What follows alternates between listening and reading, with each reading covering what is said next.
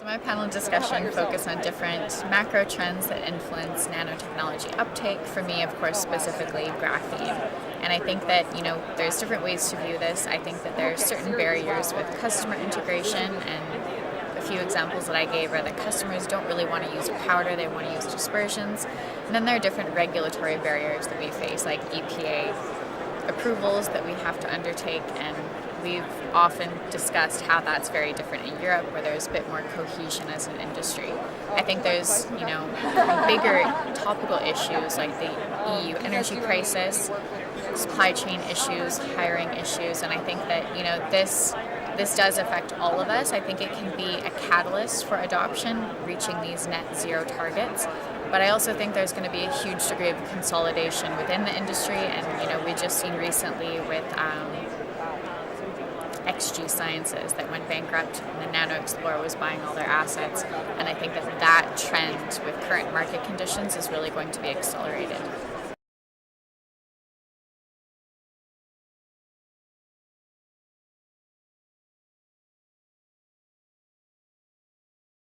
Again, I do think it's an inflection point. I think that there's a great deal, I would say, of different stressors, whether it's market stressors, the energy crisis, supply chain issues, COVID, and of course the net zero targets. I think that in general it's going to be sustainability. I think that that's going to be a big catalyst because generally customers don't want to change unless they have to stay competitive, and government agencies don't want to put money towards promoting these issues unless they feel like they have to.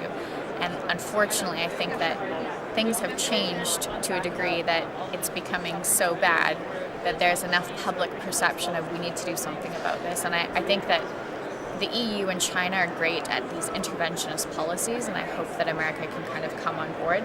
But I do think that a lot of these trends are going to be accelerated to reach these net zero targets.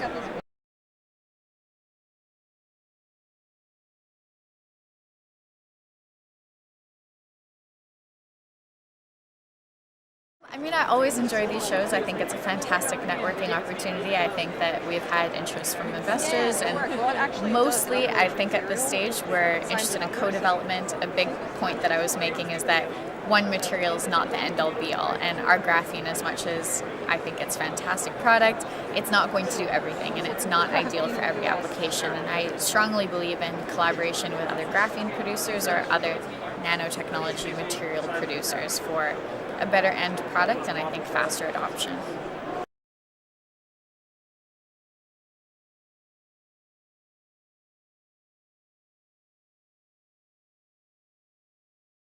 I think a huge thing for us, and what this show helps to assist, is collaboration. I think that to touch again on the EPA standards, because we're not collaborating, I think, as effectively as we could, it's kind of holding us back. And I think that there's so many unnecessary restrictions on graphene specifically, or nanotechnology as a whole. And for example, nano graphite doesn't face those same regulations. And I think that shows like this, where we can be more in contact with each other and accelerate different development trends that we're seeing, I think it's to everyone's advantage.